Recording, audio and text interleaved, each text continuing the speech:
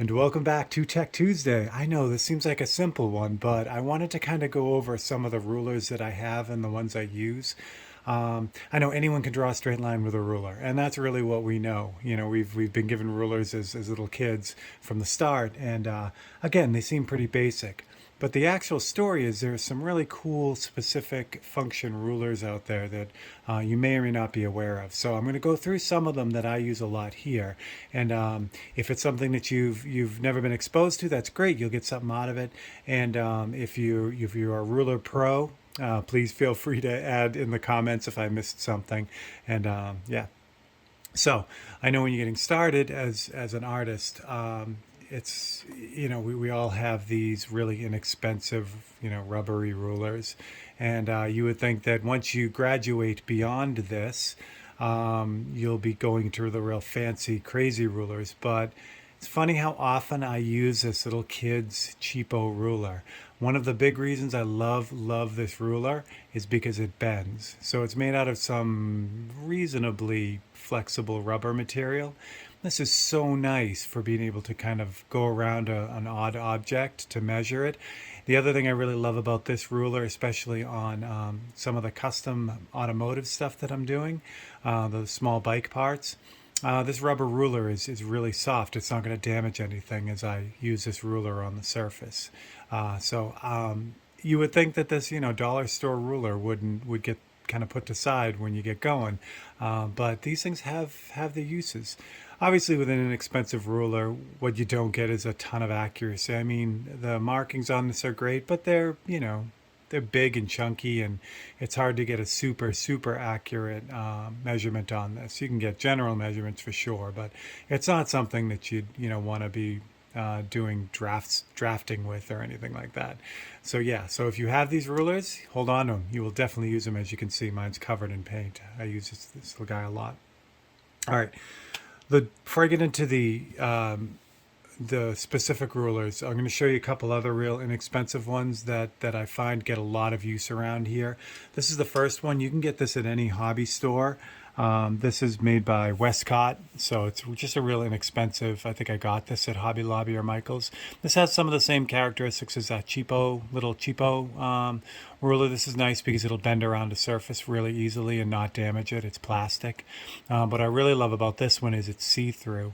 So what you can do is if you want to create like a perpendicular line, a line that goes against the line you already have.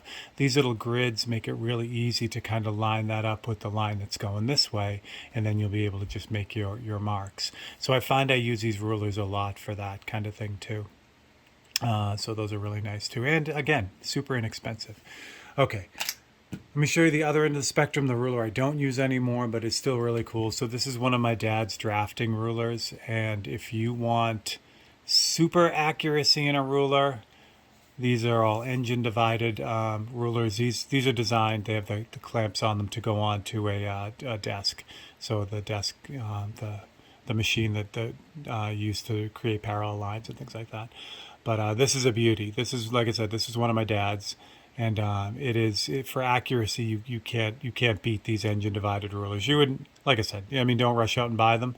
I just happen to have them. I don't use it as much anymore, just again because I don't want anything to happen to this one. But yeah, as far as measuring goes, this is about as accurate as you're going to get with a ruler.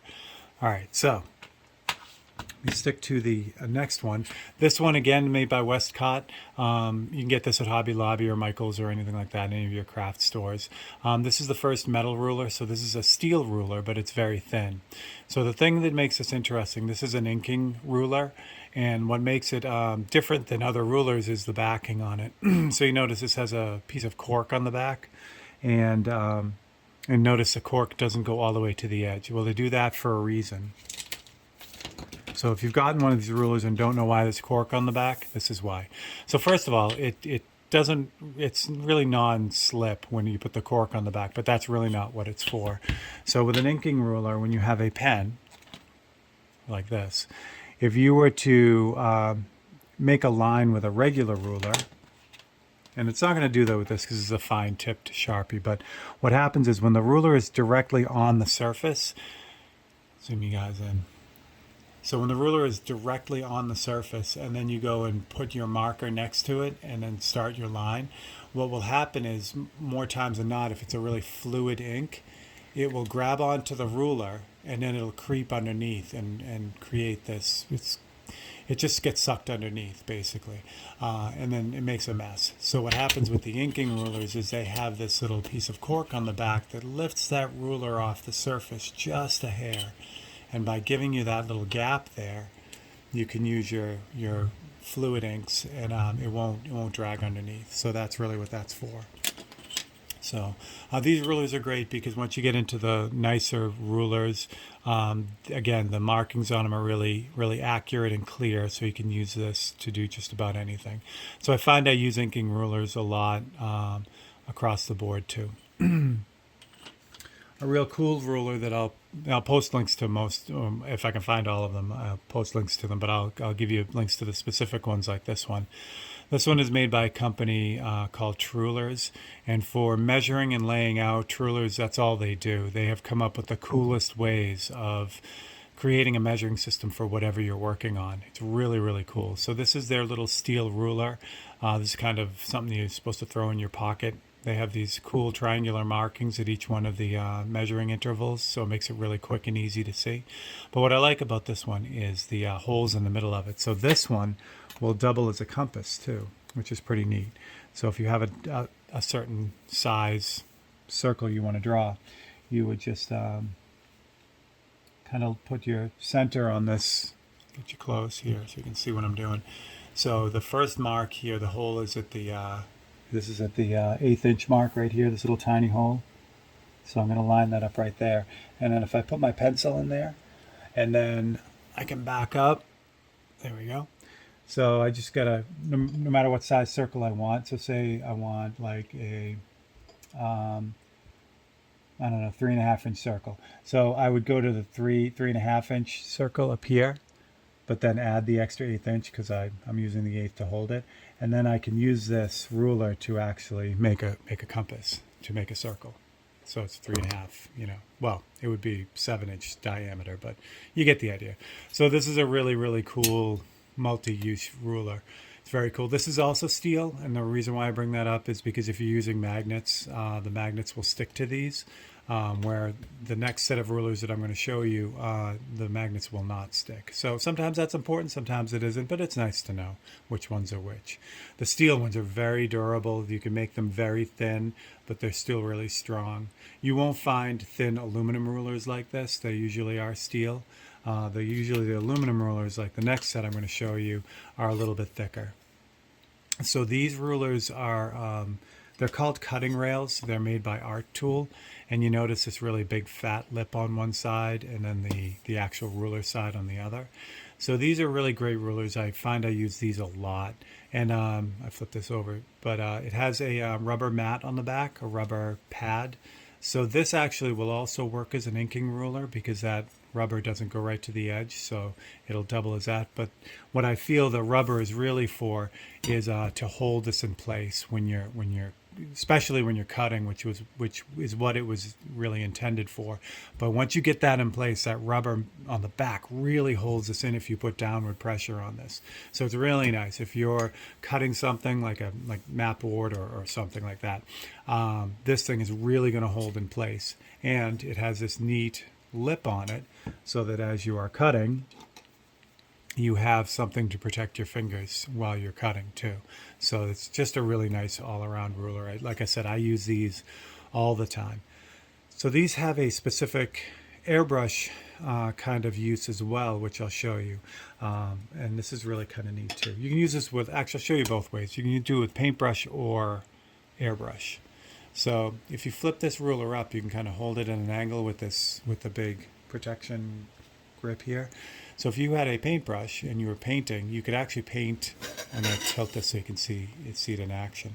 So there's flat, and then I tilt it up. And then what you can do is just rest the ferrule on the ruler, and you can actually paint straight lines with a paintbrush just by kind of locking your finger in that groove and just running this across. now, in addition to that, it will also work with an airbrush.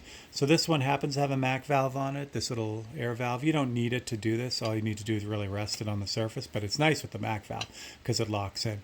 But I can set this up to be wherever whatever distance I want, and then I can just run the ruler or run the airbrush right along that